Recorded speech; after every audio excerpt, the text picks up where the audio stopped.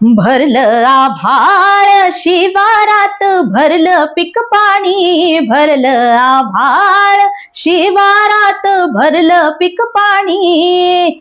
पाखरांच्या चोची गातात नवी गाणी, पाखरांच्या चोची गातात नवी गाणी. भरलं आभाळ या गाण्यासाठी मिळाला मला सागरिका अवॉर्ड त्या वर्षीचा. उर्मिला, तुमचा एक अल्बम पण आला होता असं ऐकलं होतं मी. त्याबद्दल मला जास्त माहित नाही, काय सांगाल त्याबद्दल? अल्बम असावा स्वतंत्र, असं प्रत्येक गायकाचं एक स्वप्न असतं की आपला एक स्वतंत्र अल्बम असावा, कारण तो काळ पण तेव्हा तसा होता. आता युट्यूब आल्यामुळे एक गाणं करतात आणि युट्यूबवर अपलोड करतात, तसं नव्हतं ते अशी वाटत होतं की अल्बम असावा पण आणि छान माणसांबरोबर तो असावा, असं एक होतं स्वप्न. तर त्याची पूर्तता व्हायच्या आधी माझ्यासमोर एक यशवंतराव चव्हाण चित्रपटासारखी संधी आली आणि मला आनंद मोडकांकडनं बोलावणं आलं. आनंद मोडक एवढे मोठे संगीतकार, म्हणजे मला इतकी त्यांची गाणी आवडायची. खरं तर मला तेव्हा माहित पण नव्हतं गीतकार संगीतकार अशा पद्धतीने मी कधीच गाणी ऐकली नाही, फक्त गाणं आवडतं एवढंच होतं ना अभ्यास. नंतर तो सारेगमपमुळे तो बदल झाला की मग मी पाहायला लागले गीतकार कोण आहे, संगीतकार कोण आहे, कसं असतं काय असतं. तर आनंद मोडकांची गाणी खूप आवडायची. मग त्यांनी जेव्हा मला ह्या चित्रपटासाठी बोलवलं तर मला असं कळलं की जब्बार पटेल तो चित्रपट दिग्दर्शित करतात. तर तेव्हा असं होतं की म्हणजे आनंद मोडकांकडनं ती गाण्याची संधी आली, तर त्यांनी मला रिहर्सलसाठी आधी बोलवलं. हे विशेष होतं.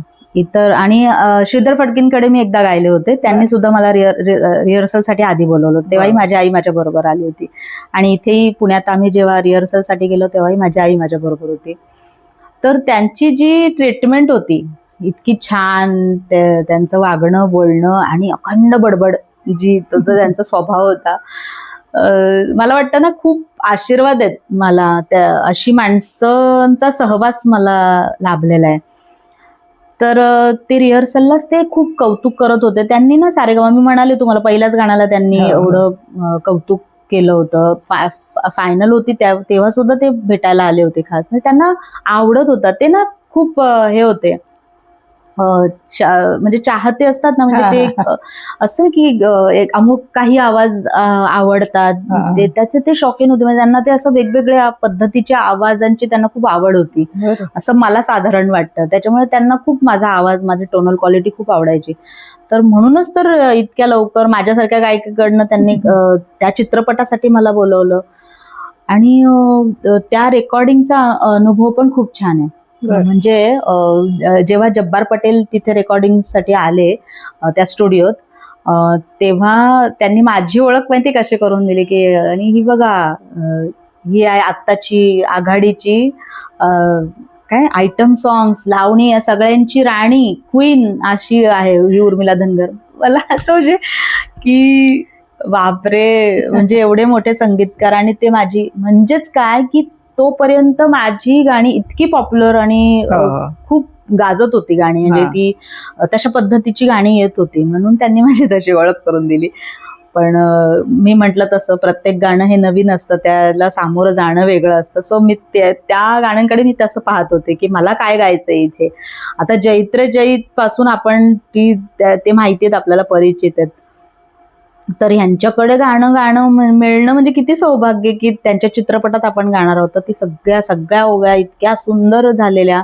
नाधो महानोर सारखे कवी लाभले होते त्या प्रोजेक्टसाठी आणि त्यांनी लिहिलेल्या होत्या काही गाणी जी मी गायले.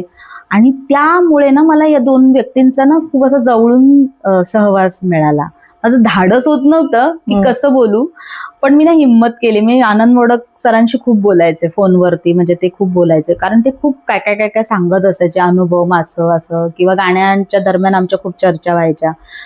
तर मग तेव्हा मी एकदा असं बोलले की सर, माझी ना अशी खूप इच्छा आहे, माझा सोलो अल्बम मला करायचा आहे, तर करूया का, आपण करू शकतो का? त्यांनी खूपच छान माझं स्वागत केलं. अरे मस्त, करू आपण. महानोरांना मी सांगतो तुझ्यासाठी गाणी लिहायला, एवढं आता अजून काय पाहिजे हो ना. माझ्यासारख्या व्यक्तीला, की महानूर माझ्यासाठी गाणी लिहितील आणि ते माझ्यासाठी आनंद सर माझ्यासाठी म्युझिक करतील. अरेंजर पण आम्हाला इतके छान, नरेंद्र भिडेंसारखे अरेंजर मला त्या अल्बमसाठी लाभले. तर मला असं वाटतं ना, या 3 व्यक्तींचा आशीर्वाद मला तो मिळालेला आहे. गंध मातीचा असं त्या अल्बमचं अच्छा. नाव आम्ही केलं सिलेक्ट. आणि त्याचा जो उद्घाटन सोहळा जो असतो तोही इतक्या थाटामाटात आम्ही सावरकर नाट्यगृहात पार पाडला दादरमध्ये. तोही खूप छान. त्या उद्घाटनाच्या प्रसंगाला अशोक पत्की, वा. यशवंत देव, अमर हळदीपूर यांच्यासारखी दिग्गज मंडळी त्या सोहळ्याला उपस्थित होती. किती भाग्य असेल तुम्ही खूप विचार मोठं करा. मी भाग्य. स्वप्नात पण असा विचार केला नव्हतं की असं सगळं. आणि तो अल्बम पण इतका छान. म्हणजे मी काय त्याच्यासाठी असं हे माध्यम म्हणून पाहत नाही की किती लोकांपर्यंत पोहोचेल किंवा काय मला त्याच्यातनं प्रॉफिट मिळेल. मी हा उद्देश ठेवून केलंच नाही. ह्यांचा आशीर्वाद येतो मला खरं. की त्यांच्या सहवासात मी ती गाणी गायले आणि ती गाणी मला म्हणजे काहीच्या काही शिकवून गेली. म्हणजे त्याच्यात माझी अशी इच्छा होती की माझा जेव्हा पहिला अल्बम येईल तर मला एक बुद्धवंदना हवी आहे, त्याच्यामध्ये एक बाबासाहेबांचं गाणं हवंय, जे मला खूप पहिल्यापासून वाटायचं की चांगल्या व्यक्तींकडनं मला हवंय. आणि ते मला माझं स्वप्न ह्या अल्बम थ्रू ते पूर्ण झालं की त्याच्यात मी ही 2 पण गाणी गायली. पुन्हा शेतकऱ्यांशी संबंधित अशी काही गाणी, महानूर असल्यामुळे अर्थातच ते सगळं निसर्गाशी कनेक्टेड अशी गाणी. गोंधळ एक आहे, त्याच्यामध्ये लावण्या आहेत 2, अशी परिपूर्ण एक 8 गाण्यांचा तो नवीन 8 गाणी आपल्यासाठी कोणीतरी लिहिणं. त्यातल्या भरलं आभाळ या गाण्यासाठी मला सागरिका अवॉर्ड पण मिळालं त्या वर्षाला. तर इतकं छान ती आठवण आहे. तर ते गाणं आज मी शेवटच्या वेळेला गाईन.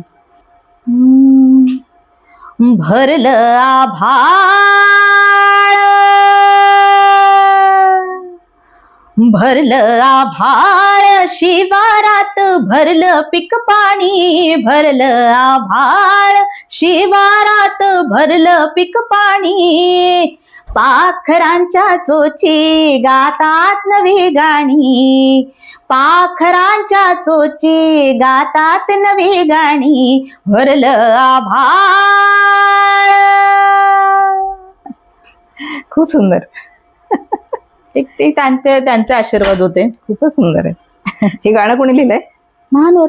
हो, वाव. सगळी गाणी ना 8 गाणी मला त्यांनीच लिहिलेली आहेत. हो, 8 गाणी नवीन लिहिली त्यांनी माझ्यासाठी. किती मोठी गोष्ट. त्यात गोंधळ पण आहे. त्यात गोंधळ कोणता? बाई मी जोगवा जोगवा जोगवा मागते. आणि त्याच्यात त्यांनी असं ऍड केलं की माझ्या दुष्काळी शेती मातीला पाणी ग मागते. बाई मी जोगवा जोगवा जोगवा मागते. मग ते कोरस आहे, अग पाणी दे गो आई माझी तुळजा भवानी आई. म्हणजे शेतकऱ्याचीच अर्थता आहे त्या गोंधळामध्ये की पाऊस पडू दे, पीक पाणी चांगलं येऊ दे. तर हे महानोरांपेक्षा कोणीच चांगलं नाही. एवढे छान, ते एवढी मोठी नावं आणि खरंच ग्रेट ग्रेट. मस्तच आहे. तुमची आवडती गायिका कोण होती? म्हणजे माझं म्हणजे पहिलं प्रेम म्हणता येईल ते की आशा भोसलेत सुरुवातीपासून. तुम्हाला सांगू का, मी गाणं शिकायला जेव्हा सुरुवात केली माझ्या गुरूंकडे, तर मला सरांनी काय सांगितलं असेल की तू उर्मिला आशा भोसलेंची जेवढी गाणी आहेत ना तेवढी सगळी तू बसव. बरं. आशा भोसले या अशा गायिका आहेत, अशी युनिव्हर्सिटी आहे की तू प्रत्येक गाणं आव्हान आहे. अगदी अगदी. आणि तू जेव्हा ते गाणं बसवशील ना तुला तुझ्याच आवाजाच्या शक्यता कळतील की तुला हे अमुक गाता येतंय का, आपण कसं गातोय ते. शेवटी त्यांचं गाणं हे त्यांच्या पद्धतीने, पण जेव्हा आपण त्या व्यक्तीचं गाणं आपलं म्हणून जेव्हा आपण बसवतो आपल्याला आपोआप कळतं आपल्या आवाजात किती कॅपॅसिटी आहे, आपण हे पेलू शकतोय की नाही. आणि हे आशाताईंच्या गाण्यांनी मला खूप खूप दिलेले आहे. म्हणजे मी अजूनही म्हणजे त्यांचं असं गाणं आहे की ते ऐकताना माझ्या डोळ्यात पाणी येतं. मी तुम्हाला सांगू का की मी म्हणजे लोकांना नवल वाटेल की मी सारेगमप सारख्या स्पर्धेत तर गेले, पण माझी कुठलीच तयारी नव्हती. जसं मी तुम्हाला सांगितलं की मी फक्त हिंदी गाणी ऐकायचे ना, म्हणजे तेच मला माहिती होतं की ते ऐकून बसवायचे किंवा एखाद दुसरी गाणी मी मराठी हे, पण माझा अभ्यास नव्हता तेवढा. सारेगमप मुळे मी नवीन गाणी बसवली. मग ती मला 50 गाणी सांगितली होती त्यावेळेला तयार करायची. मग त्यात वेगवेगळे प्रकार, चित्रपट गीत आहेत, भावगीत आहेत, भक्तिगीत आहेत, अभंग आहे, नाट्यगीत आहे, असं अशा वेगवेगळ्या पद्धतीची गाणी आम्ही त्यावेळेला तयार केली होती. मी सारेगमप मध्ये मी जेवढी गाणी गायली आहेत ना त्यातली 99% गाणी मी पहिल्यांदा म्हटलेली आहेत त्या मंचावर. हे खूप लोकांना माहिती नसेल. मी सगळी पहिल्यांदा म्हणली आहेत. म्हणजे असं जे लोकांना वाटतं की लावणी म्हणजे ही पहिल्यापासून शोज काय असतात, काय प्रोफेशनल गाणं असते, मला माहितीच नव्हतं. मी कधीच गायले नव्हते. मी सगळं तिथे पहिल्यांदा गायले आणि तरी सुद्धा ते इतकं लोकांना आवडलं, हे विशेष होतं. दो लफ्जों की है दिल की कहानी, या है मोहब्बत या है जवानी, ला ला ला ला ला ला ला ला ला ला. दो लफ्जों की है दिल की कहानी, या है मोहब्बत या है जवानी. खूप छान, खूप छान, खूप छान वाटलं उर्मिला. तुम्ही एवढ्या व्यस्त वेळेतून आम्हाला वेळ दिला त्यासाठी मनापासून धन्यवाद. Thank you so much. खूप छान वाटलं. खरं तर मुलाखती वगैरे ह्या होतच असतात, पण तुम्हाला मी थोडं जास्त वेळ वाट पाहिली यासाठी मी दिलगिरी व्यक्त करते. पण मला खूप छान वाटलं आणि तुमच्या माध्यमातून आम्हाला लोकांशी कनेक्ट होता येतं आणि ती फार मोठी गोष्ट असते आमच्यासारख्या कलाकारांसाठी. Thank you so much. थँक्यू.